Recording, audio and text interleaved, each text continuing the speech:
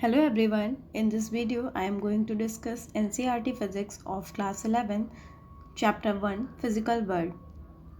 Friends, generally maximum students इस chapter को skip कर देते हैं because this chapter is not important for examination point of view, but this is necessary to study for overview of 11th and 12th class physics syllabus. तो चलिए start करते हैं. Firstly अगर हमें डिफ़ाइन करने को बोला जाए कि व्हाट इज़ फिज़िक्स, फिज़िक्स की सिंगल लाइन डेफिनेशन हमें बतानी हो तो हम नहीं बता सकते because physics is a very wide. जो भी कुछ हमारे नेचर में होता है वो सब फिज़िक्स के फेनोमेना पे हम एक्सप्लेन कर सकते हैं. फिज़िक्स के लॉज के थ्रू हम एक्सप्लेन कर सकते हैं, उसको समझ सकते हैं. फिर भी अगर हमें उसको सिंगल लाइन में डिफ़ाइन करना हो तो फिज़िक्स की डेफिनेशन है physics is the basic laws of nature.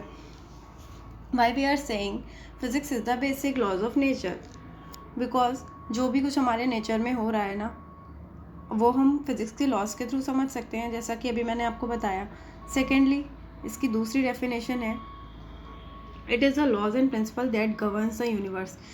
मतलब कि जो कुछ हमारे यूनिवर्स में हो रहा है, ठीक है, जो कुछ हमारे यूनिवर्स में हो रहा है उस वो भी हम फिज़िक्स के लॉज और प्रिंसिपल के थ्रू समझ सकते हैं. वो भी सारा कुछ हमारे फिज़िक्स के लॉज और प्रिंसिपल पर बेस्ड है.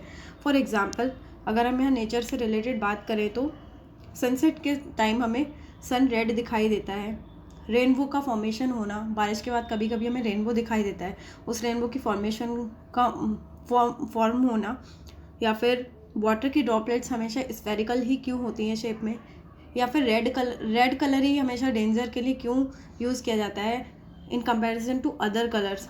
हमेशा आपने देखा होगा कभी भी रेड कलर का ही यूज़ किया जाता है, चाहे वो रेड सिग्नल हो या फिर डेंजर जोन के लिए कहीं भी कोई सिग्नल देना हो, वहाँ पर हमेशा रेड कलर का यूज़ करते हैं. तो इस वीडियो में हम यही जानेंगे कि इन सब के पीछे फिज़िक्स कैसे है. तो चलिए फर्स्ट एग्जांपल लेते हैं. Y water droplets always spherical in shape. तो फ्रेंड्स, वाटर जो है ना, वाटर की एक प्रॉपर्टी होती है, वो खुद को हमेशा रेजिस्ट करके रखता है, मतलब कि सिकोड़ के रखता है, छोटी सी छोटी फॉर्म में सिकोड़ करके रखता है. तो ये प्रॉपर्टी क्या होती है? Surface tension. वाटर की एक प्रॉपर्टी है सरफेस टेंशन, जिसकी वजह से वो खुद को समेट करके रखता है, और इसी वजह से जो है वाटर ड्रॉपलेट्स हमेशा स्फेरिकल शेप में दिखाई देती है. नेक्स्ट एग्जाम्पल की अगर हम डिटेल में बात करें तो डेंजर साइंस में हमेशा रेड कलर का यूज़ क्यों किया जाता है? तो इसके पीछे क्या रीज़न है? फ्रेंड्स, जो वेवलेंथ होती है हर एक कलर के लिए अलग वेवलेंथ होती है. तो इसी तरीके से जो रेड कलर होता है उसकी वेवलेंथ जो है मैक्सिमम होती है in comparison to other colours like yellow, orange, green, blue. इनकी कंपैरिजन में रेड कलर की मैक्सिमम वेवलेंथ होती है, और वेवलेंथ को हम लैम्डा से शो करते हैं. ये सारी चीज़ें आप आगे डिटेल में पढ़ेंगे चैप्टर्स में, 11th एंड 12th में सिलेबस में है जो आपके. यहाँ पर उसका बस इंट्रोडक्शन दिया जा रहा है कि आप क्या पढ़ने वाले हैं आगे.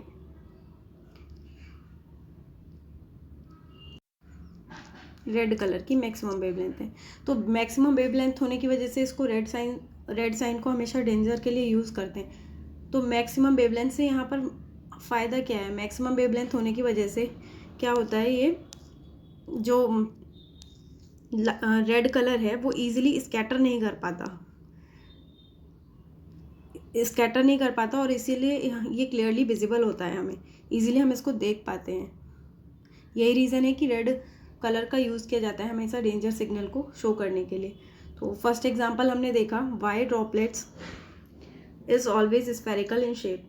तो स्फेरिकल क्यों होती है? मैंने आपको बताया, due to surface tension. Surface tension की प्रॉपर्टी की वजह से हमेशा क्या है, जो स्फेरिकल शेप में होती हैं वाटर की ड्रॉपलेट्स.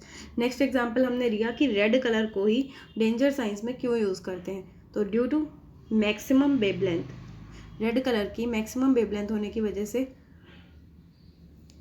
ये क्या करता है, लीस्ट स्कैटर्ड होता है. एटमॉस्फेयर में जो भी डस्ट पार्टिकल्स या अदर पार्टिकल प्रेजेंट होते हैं, और इसीलिए हमें क्लियरली विजिबल होता है. इसी तरह से कई सारे एग्जांपल्स हैं, जैसे यूनिवर्स में अर्थ के अराउंड जो सैटेलाइट्स रिवॉल्व होते हैं, वो क्यों होते हैं, उसके पीछे क्या कौन से फिज़िक्स के लॉज हैं। तो ग्रेविटेशन की वजह से, ऐसे ही ग्रेविटी का ही एक एग्जांपल है कि पेड़ से कोई भी फल नीचे की तरफ ही क्यों गिरता है। जैसे कि आइजैक न्यूटन ने लॉ ऑफ ग्रेविटेशन दिया है, लॉज ऑफ मोशन भी दिए हैं। तो इसके पीछे कौन सा फेनोमेना है, क्या है, उस सब की स्टडी हम आगे करेंगे इन चैप्टर्स में, 11th में एंड 12th में। यहाँ पर केवल इंट्रोडक्शन है इस चैप्टर में उसका। नेक्स्ट अब हम बात करेंगे what is the relation of physics with mathematics. तो बेसिकली देखा जाए तो physics is incomplete without mathematics. अगर हम सिंगल लाइन में बताएं तो इनकम्प्लीट ही है फिज़िक्स मैथमेटिक्स के बिना, क्योंकि 9th और 10th लोअर क्लासेस में भी आपने जब पढ़ा होगा, न्यूमेरिकल सॉल्व किए होंगे फिज़िक्स में, तो बिना कैलकुलेशन के तो न्यूमेरिकल सॉल्व नहीं होते ना। और जैसे कि अभी हमारी प्रीवियस डेफिनेशन में हमने देखा था, लास्ट जो 3rd डेफिनेशन थी, एक बार देख लेते हैं उसको।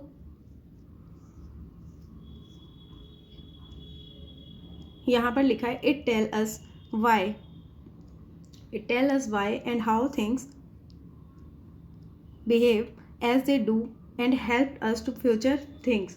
मतलब कि फ्यूचर को प्रिडिक्ट करने में, तो कैलकुलेशन के थ्रू ही हम पता लगा सकते हैं ना। फ्यूचर प्रेडिक्शन ऐसे तो नहीं कर सकते, कैलकुलेशन के थ्रू ही पता कर सकते हैं। इसलिए मैथमेटिक्स के बिना फिज़िक्स इनकम्प्लीट है, ये बोल सकते हैं हम। ये रिलेशन है फिज़िक्स का मैथमेटिक्स के साथ।